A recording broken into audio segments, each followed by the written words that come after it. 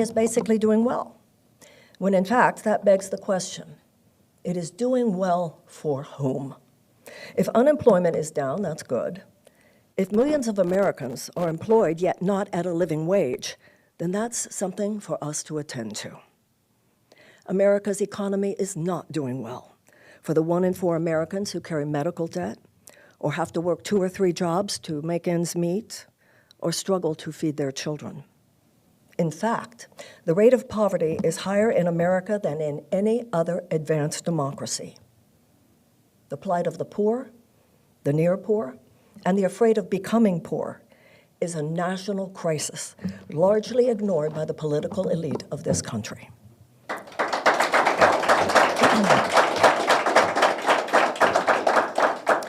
Tweaking things here and there is not going to fix this. Those things might disturb the monster of economic despair, but they will not slay it. Some level of economic anxiety is now a feature, not a bug, of the American experience. According to a recent CNBC poll, 70% of Americans report feeling financially stressed. People's job or career choices are too often determined not by a natural passion or proclivity, but by their need for health care benefits, enough money for child care, or an ability to pay off their college or medical debt. Quite simply, that is not the way to have an abundant or a prosperous life. Such factors accumulate and result in a life riddled with lost opportunity. I'm running for president to address that. Not just the symptoms, but also the causes of this era of American despair. When you do, you see a great big elephant sitting on the coffee table in America's living room. That elephant is our need for fundamental economic reform.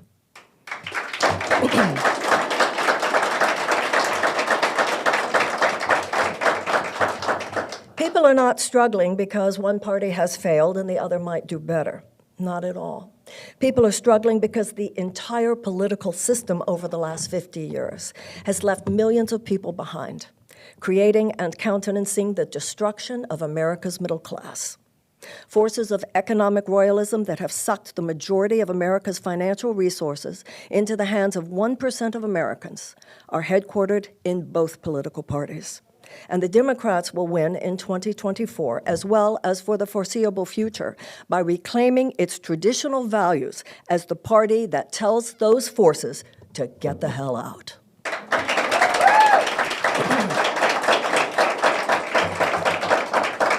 I'm a Democrat because I was raised to believe that the Democratic Party is the party of the people. That is, however, a fact universally acknowledged not by American voters today, and that is the fundamental threat to our party's success. We will win in 2024 by becoming once again the party of unequivocal advocacy for the working people of the United States. I'd like to thank Professor Harvey Kaye, whose ideas and historical scholarship have aided me greatly in understanding the historical need for what Franklin Roosevelt called an economic Bill of Rights. Based on Kaye's research into American history, I have come to see the current state of the American economy within the context of a historical through line. I see the Declaration of Independence as America's mission statement. And as with any individual or group, the principles of our mission statement are the set of commitments on which we stand. It's in constant reference to what President John Adams called America's first principles that we find our North Star as a nation. Staying true to that vision, we move forward. When we ignore it or abandon it, we falter. And we are faltering now for just that reason. We have allowed the economics of corporate greed to overpower the principles as well as the promise of the Declaration of Independence, and it is the responsibility of our generation to rescue them. The Declaration of Independence lays out America's social contract, namely that government is here for its people and not the other way around. All men are endowed with certain inalienable rights, and governments are instituted to secure those rights, the rights of life, of liberty, and the pursuit of happiness. Now, over 200 years later, we need to ask ourselves whether government is or is not doing its job. For millions of Americans, the answer would be a resounding no. In the words of Franklin Roosevelt, quote, "A necessitous man is not a free man," unquote. A person dying from lack of health care due to an insurance company's incalcitrance is hardly guaranteed the right to life. A child raised in a domestic war zone but not at liberty to play safely in her own yard is not free. And a person having to work 2 or 3 jobs to make ends meet, or struggling to feed their children, or being poisoned by environmental toxins spewed into their neighborhood because it's a sacrifice zone, are hardly free to pursue happiness. Make no mistake about it. Those are not hypotheticals. They are the lived realities of millions of Americans.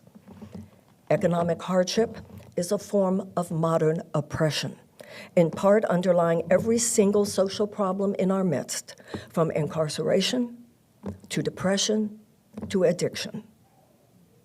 There is no overstating the deleterious effects of chronic economic pain on our society simply because of the effect it has on people's lives, that the poor, the near poor, and the afraid of becoming poor now make up a majority of American citizens. For the 60% of Americans living paycheck to paycheck, the fear of economic disaster is never far from their mind. We all know this. The time has come to say it, and the time has come to do something about it.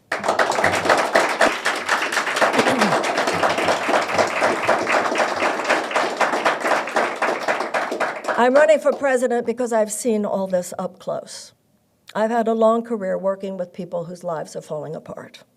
But when my career began, the person living with trauma seemed to be the exception. It was the diagnosis of a critical illness or the death of a loved one, sudden failure in some part of one's life. But today, people whose lives are riddled with anxiety seem more like the rule than the exception. And the question we need to ask is why? And when we do, we see there's something very different about the America I knew when my career started and the America we see now.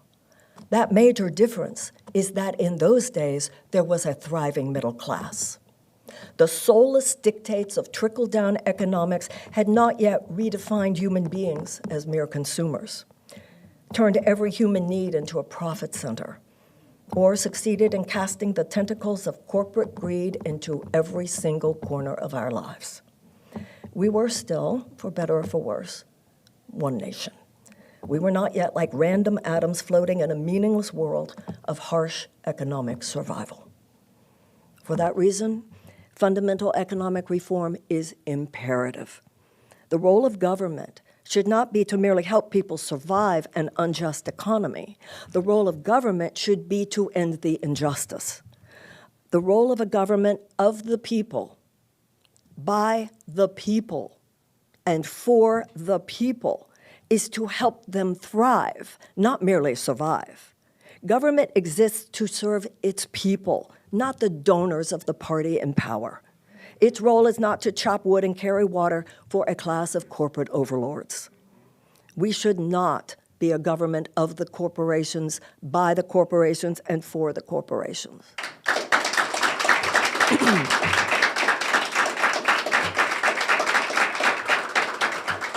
The role of the government should be to advocate unequivocally for the safety, health, and well-being of its citizens, to guarantee life, liberty, and the pursuit of happiness to the American people.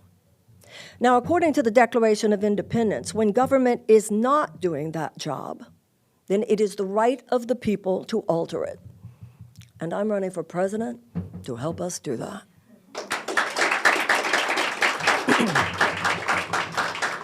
Presidents before us have paved the way.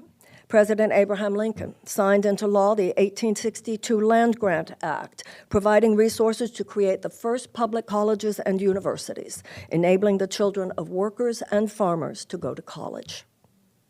In the 1930s, Franklin Roosevelt declared that the 4 great American freedoms included not only the freedoms of speech and religion, but also the freedom from want.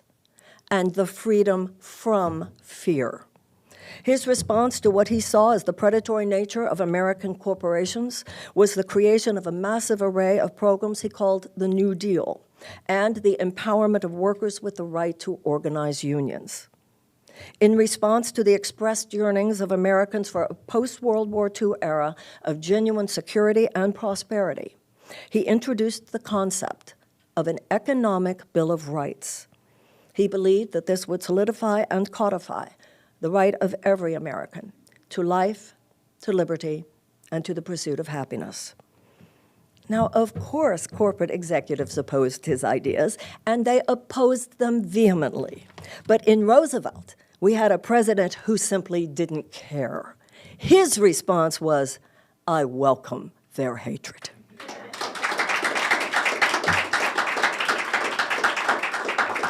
Roosevelt did not live to see the realization of the Economic Bill of Rights, but the idea was kept alive, including in the 1960 Democratic platform, as well as the urging of Martin Luther King, Jr. There are echoes of it in the current revitalization of the American labor movement. And I introduce it now as the economic U-turn that is the heart of my presidential campaign. Once again, the people of the United States are demanding economic justice, and the Democratic Party should be listening to those demands, responding to those demands, and turning them into political power.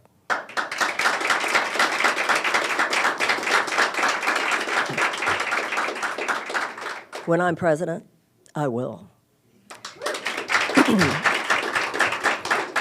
Now, I'd like to propose a 10-point 21st century Bill of Rights, an economic Bill of Rights to include, number one, the right to a job that pays a living wage. Franklin Roosevelt said these words in 1933. "It seems to me," he said fully plain, "that no business that depends for existence on paying less than living wages to its workers has any right to continue in this country." Those words seem almost radical today, but they're radical only in that they are radically American. They give teeth and meaning to the idea that our country actually belongs to our people. Our task is to create in our time a social contract in which the ability of hardworking Americans to reap the benefits of their work and of their tax dollars is given primacy over the ability of huge corporate entities to earn more short-term profits. We must slay the sacred cow of trickle-down economics and return America's engine of prosperity to the American people.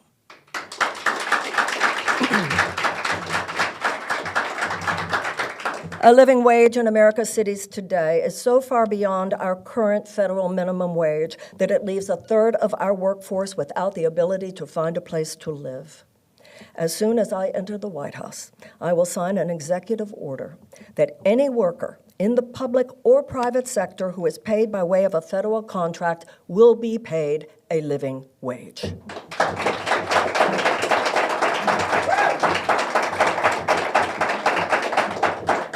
Number two, the right to a voice in the workplace through a union and collective bargaining. I support the passage of the PRO Act, giving all workers the right to organize and protecting them from union-busting activities around the country. This law will nullify throughout the country the so-called right-to-work laws that so seriously undermine unions. I will also bolster the power and resources of the National Labor Relations Board so that it can more vigorously perform its mission of protecting and supporting the rights of labor.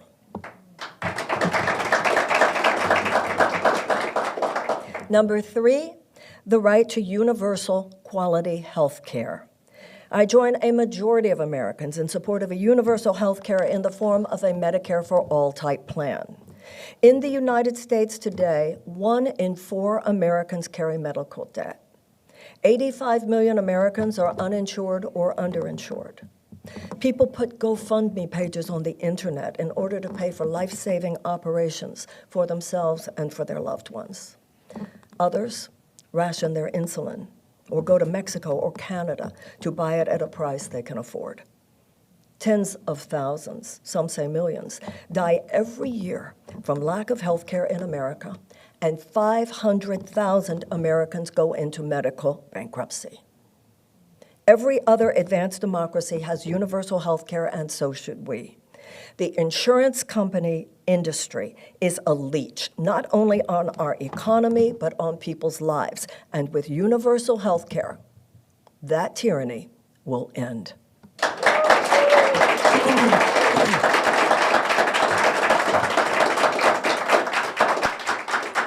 Number 4, the right to a cost-free higher education.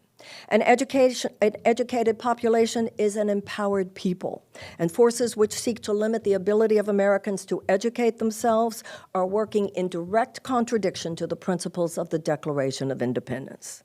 Education is a path to self-actualization as well as prosperity. It is a path to expanding one's mind and one's opportunities. It is also fundamental to a democracy.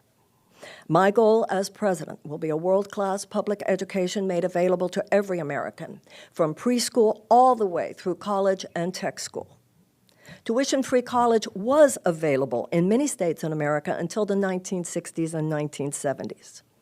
Turning the education of our youth into a profit center for greedy financial institutions, saddling those who are only trying to better their lives with the huge immoral burden of college loan debts is a travesty of economic justice. A Williamson presidency will take aim at this injustice from my first day in office, canceling all college loan debt and setting a 10-year goal of every public school in America becoming a palace of learning, culture, and the arts. Those seeking a more educated life will have no doubt that my administration has their back. Number 5. The right to good, affordable housing. Throughout the country, the lack of affordable housing has reached crisis levels. But the housing crisis, like our healthcare crisis and our environmental crisis, is simply the spawn of the underlying crisis, which is vulture capitalism.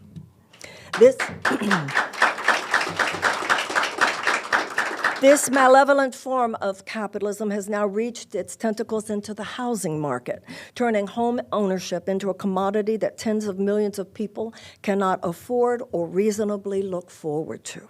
Housing should not be subject to the risk of casino capitalism.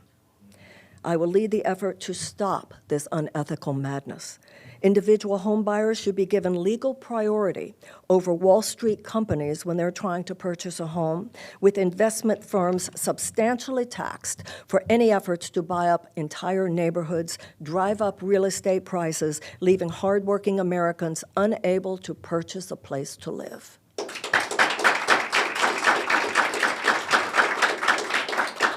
With millions of vacant homes in America and 600,000 homeless people, the gap between what is right and what is currently happening could not be starker.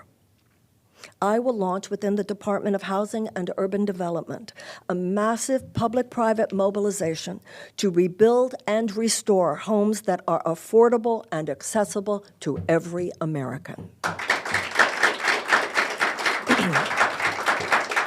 Number 6, the right to a clean environment and a healthy planet.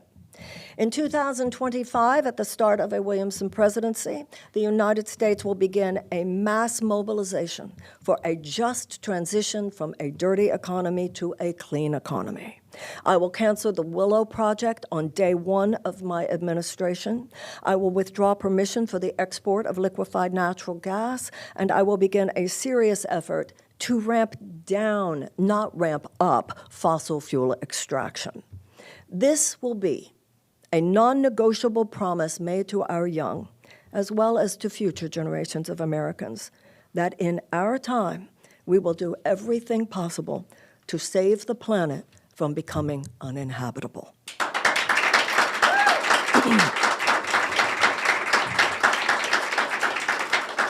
I am adamant that we not be a generation looked back on with contempt, cursed for our irreverence and irresponsibility. Rather, we will be a generation of Americans who understood, though the hour is late, that our responsibility is not to ourselves alone, but to our children and to our children's children. With all the power of the presidency in my hands, I will make sure that the American 21st century will be green.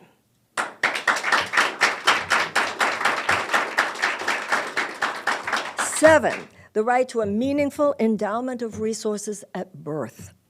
One of the most powerful ways to fight poverty is through baby bonds, by which every child is allotted at birth an amount of money that will become a conduit to wealth creation in their adult years.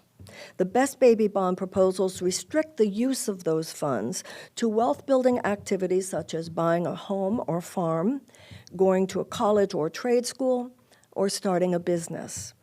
While such plans would cost taxpayers up to $60 billion a year, that amount is less than the 10% of what we spend on our annual defense budget, an item at this point labeled almost ironically as our national security. What national security is it when someone has no health care, no secure education, no secure safety, no secure economic prospects? Those are not secure rights. And when I am president, such guarantee will become real. Security will be a real concept rather than a slogan that makes money simply for defense contractors. And I say now that such guarantee of that security should begin at birth.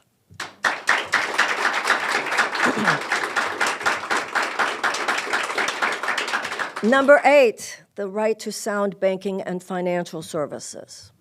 The U.S. banking system at this point is less a facilitator of broad-scale financial good and more a conduit through which the vast majority of capital is kept in the hands of a few at the expense of the many.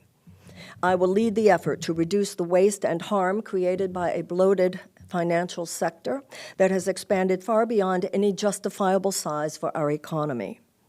Banks are often engaged in activities that have destabilized the economy, sometimes contributing to severe harm to citizens and to the employment on which we depend. Through their irresponsible actions, for instance, banks contributed greatly to the real estate bubble and Great Recession in 2008 and beyond. I will promote the necessary financial regulations to avoid harmful consequences of irresponsible banking practices, including the restoration of the Glass-Steagall Act, in order to separate commercial from investment banking. I also support a financial transactions tax that would reduce some of the excesses and dangers of speculative activity, as well as raise revenue that could be used for social good. Number 9, the right to an equitable and fair justice system. It's hardly extreme today to suggest that at this point the United States has a two-tier justice system, one for the rich and another for the poor. Only 3% of federally prosecuted crimes are white-collar, even though the deleterious effects of such crimes on poor communities is enormous. While America's courts are clearly overburdened, and many of the problems which make their way to the justice system should have and would have been avoided, nipped in the bud, were there greater social and economic justice throughout the society.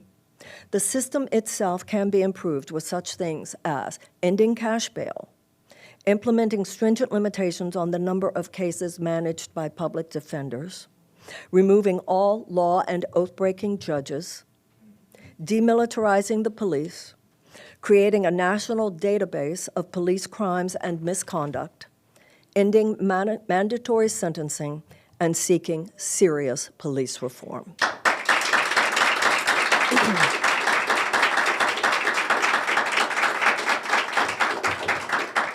Greater economic and social justice will keep people out of prisons. Greater compassion must be shown to people while in prison, and more help must be given to people when they leave prison.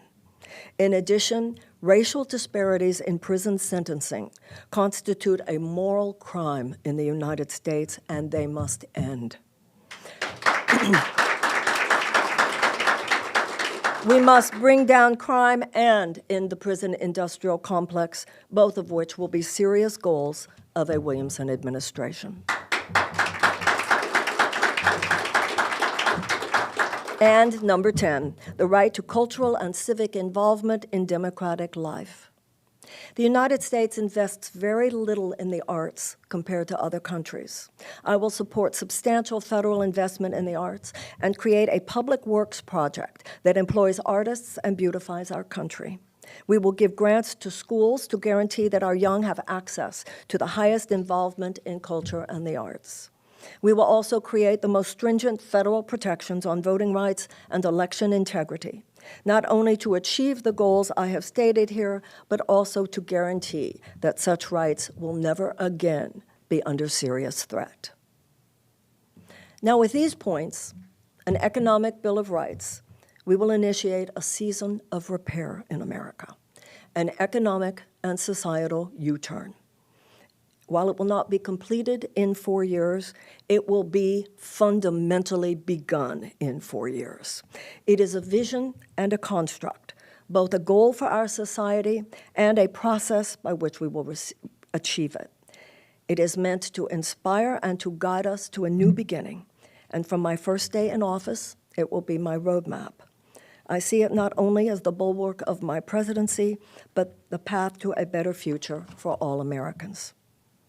The basic premise of an economic Bill of Rights is this, that an economy exists to serve its people. Our people do not exist to serve the economy.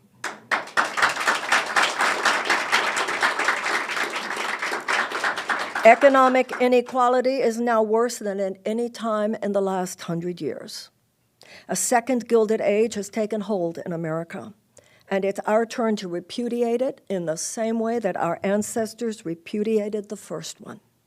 They did not cower before corporate tyranny, and neither should we. Capital should not be a power that lords over people. It should be a power that is ethically and wisely employed in a way that creates dignity, wealth, and opportunity for all who are willing to work for it. From universal health care, to free public college and tech school tuition, to free child care, to paid family leave, to guaranteed sick pay, to a guaranteed living wage, Americans should be granted the same rights, the same economic rights as are the citizens of every other advanced democracy. These positions are not considered anything but moderate in other advanced democracies, and they should be considered moderate positions in the United States as well.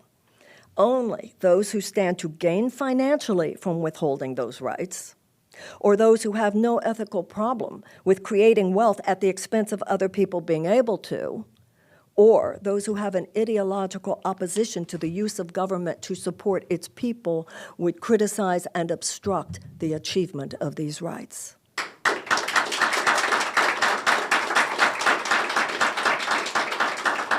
Our political imaginations have been severely limited in the last 50 years. Our hard-won rights have been placed under siege, and Americans have been insidiously trained to expect too little. I offer an agenda for an economic Bill of Rights as a way to free our minds from the invisible chains that bind us, a reminder that the American people themselves are the source of this country's wealth, the source of our tax dollars, and the source with God of our greater good. The people themselves should be the beneficiaries of the good that the people themselves produce. So said Jefferson. So said Lincoln. So said Roosevelt. And with the realization of the plans that I have laid out here, in our time, so shall we. Thank you very, very much. Thank you. Thank you. Thank you. Thank you.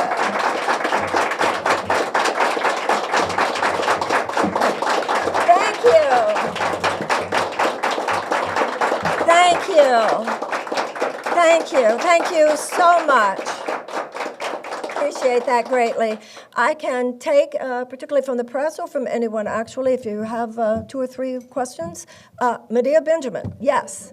Hi, yes, I'm surprised you didn't include slashing the Pentagon budget and demilitarizing U.S. foreign policy in the country? Well, I do believe that there should be about a 20% reduction of the U.S. Defense budget. I think clearly, as I said, there's irony at this point to call that our national security, particularly when you look at so much of the military activity of the United States in the last few decades.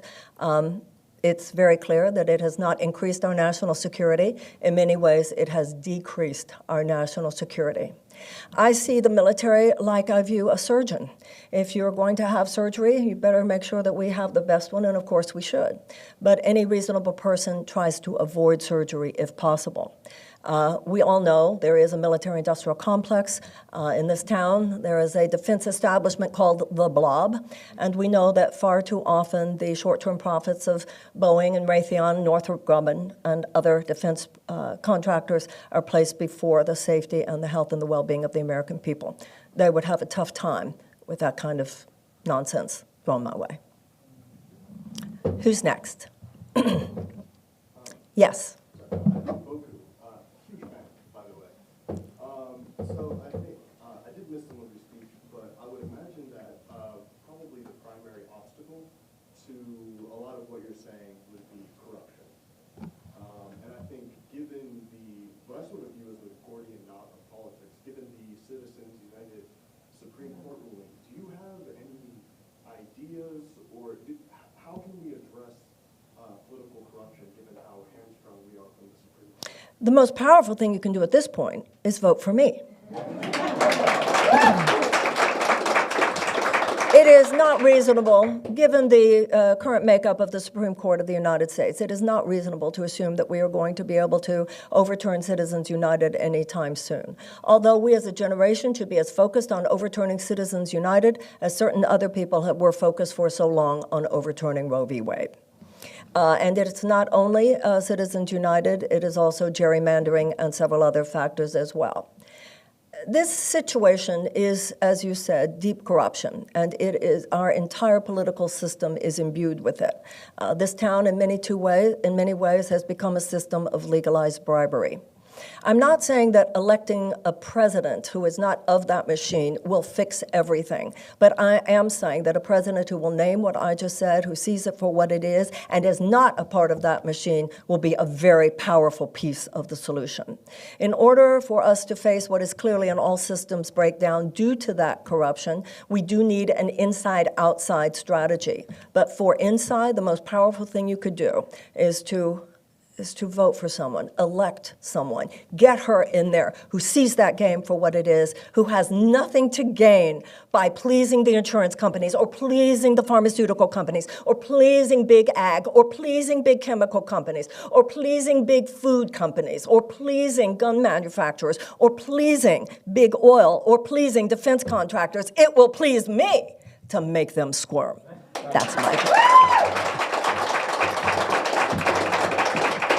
Yes, sir. My name is Alejandro, and my question is about immigration.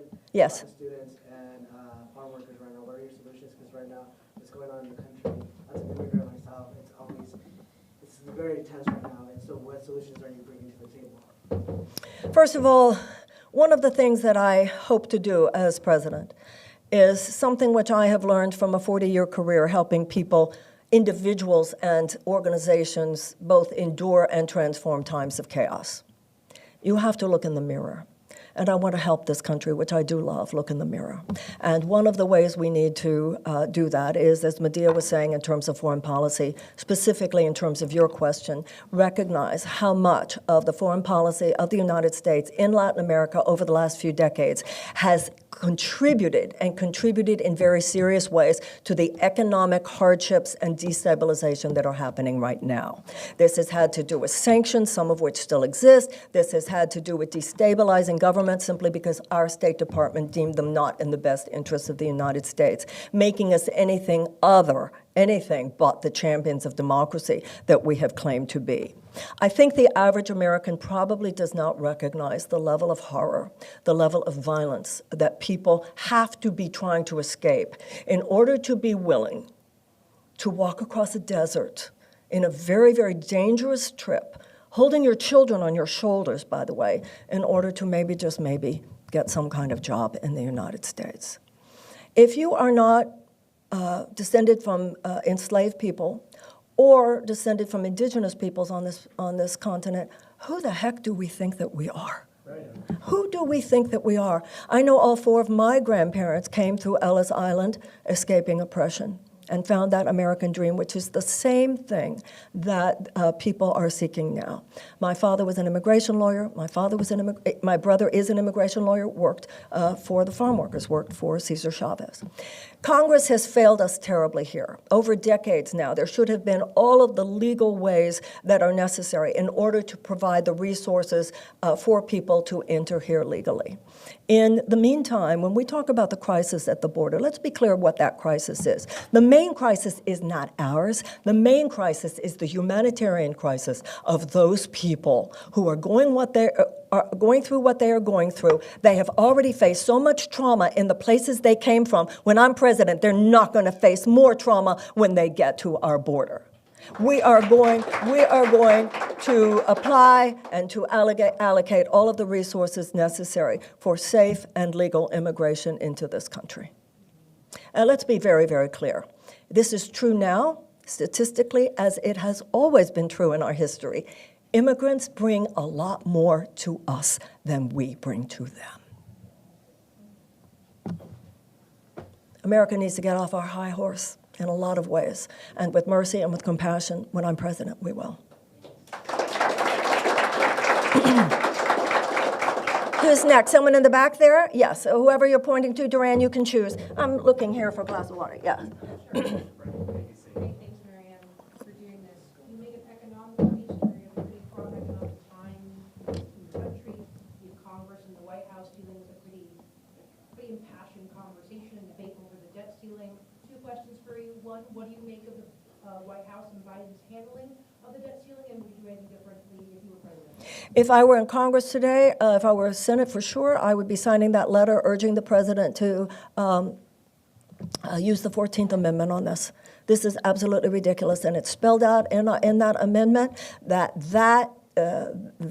debt shall not be questioned. And it is time. Clearly, Speaker McCarthy and his Republican cohorts are not negotiating in good faith. And for that reason, I believe that the president should choose the 14th Amendment at this time. Yes, ma'am. Sorry, so quick follow-up. What do you make of his handling? Would you do the same thing with President Trump? I wouldn't be running for president if I was a total fan of everything that the president is doing. I do think that the president is trying his best, but I think at this point, enough is enough. And I'm with the other Democrats who say, what is going on here? You know, the Republicans, man, they overuse the power. They overreach, and they abuse too often the power of the presidency when it's in their hands. But in our hands, too often, the presidents don't use all the power that we have. He is the president of the United States, and it's time for him to say, 14th Amendment, we're paying our debts. That lady in the very back, yes. And then I see you, I promise you after that. Yes, ma'am. I'm Gabriella. I've become a fan of yours through TikTok, so I commend you for that strategy of communication. And I'm also a lifelong DC resident, and I want to ask, I've heard all of your criticisms of this city, and they're all true, but I also know that it's a beautiful place to grow up without corruption and with arts and culture. And so I asked if you would consider treating DC, fighting for DC to become the 51st state. First of all, let me make it very clear. I have lived here for the last 2 years. I've come to love this city. There are wonderful people everywhere, and there are many wonderful people here who I have met. And everything that you just described as the beauty of the city, I have experienced and feel very blessed by. When I talk about what I have a problem with in this town, please forgive me if I miscommunicated. I didn't mean the larger city. I meant a certain particular industry called the political media industrial complex that is headquartered here. Of course, Washington should be a state. We should have 2 senators. We should have a voting congressperson. I am a citizen of the city. Absolutely, we should. Absolutely, we should. So thank you for bringing that up. Okay, one more. Yes, ma'am. Yes, thank you. I'm glad that you brought up the political media industrial complex. That's exactly what I wanted to comment on. You know, we are heading into a very bizarre place where truth and information is so easily manipulated Yes. and changed. I was in your last speech at the Busboys and Poets, and you said what these people said. They thought that the solution was to protect the Second Amendment, when what they really, you know what I'm talking about. And so I just want to know. She was a great woman, actually. Yes, of She course. was. And that's the problem. The media, the stories, the manipulation, it's separating us. And it's part of this playbook of divide and conquer through information.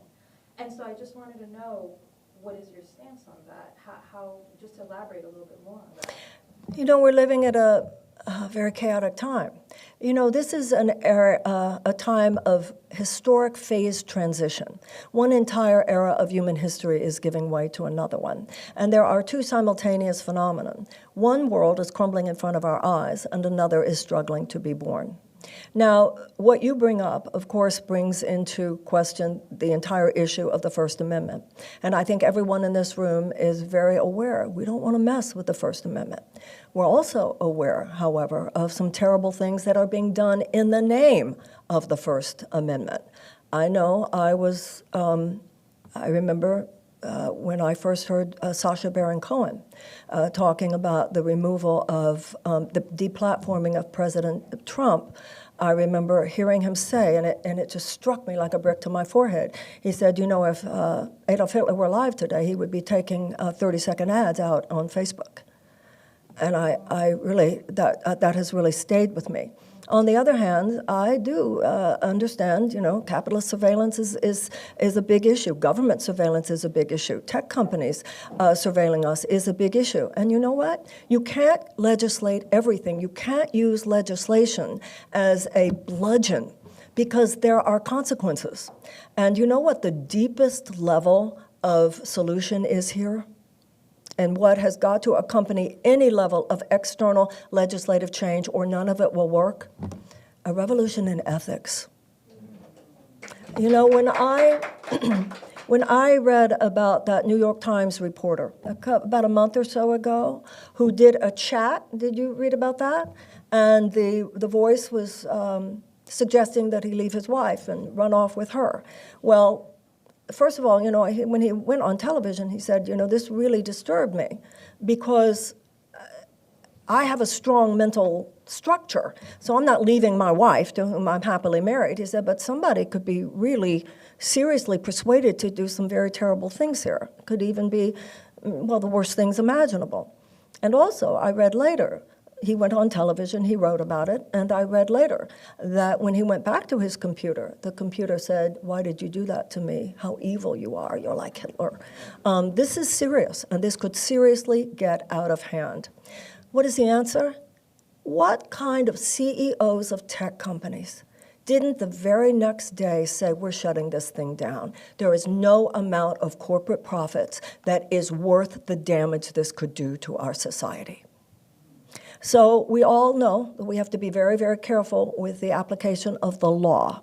But at the same time, as I said, nothing that I've said here today, including an answer to this question, can compensate for a lack of human ethics and compassion and love for our country. I'm particularly grateful to all of you who are here because I know that you came in response to the realization that these are very, very serious times. Part of the problem I have with the political system, and I think one of the reasons I'm running for president, is that the political system has developed a way of talking to all of us like we're sixth graders. When it comes to our individual personal relationships, I find Americans as authentic and real and serious-minded as the people in any other country. But when it comes to our public dialogue, particularly about political issues, we have been so dumbed down. And there are people who have dumbed us down for their own purposes. We are easier to control. It is easier. It makes us vulnerable to their putting forth the notion that they are the serious thinkers. They are the ones who know what to do. If they knew what to do, we wouldn't be 6 inches from the cliff in terms of the state of our democracy, the state of our environment, and the state of our economy. The status quo will not disrupt itself. That is something that we, the people, are going to have to do. And in doing that, yes, we need to make some serious changes on the outside, but as Martin Luther King said, we need quantitative shifts in our circumstances and qualitative shifts in our souls. I've spent 40 years of my life learning quite a bit about how to navigate those changes in our souls. And if you give me the chance, I think I can kick ass navigating some changes on the outside. Thank you very, very much. Thank you. Thank you so much. Thank you.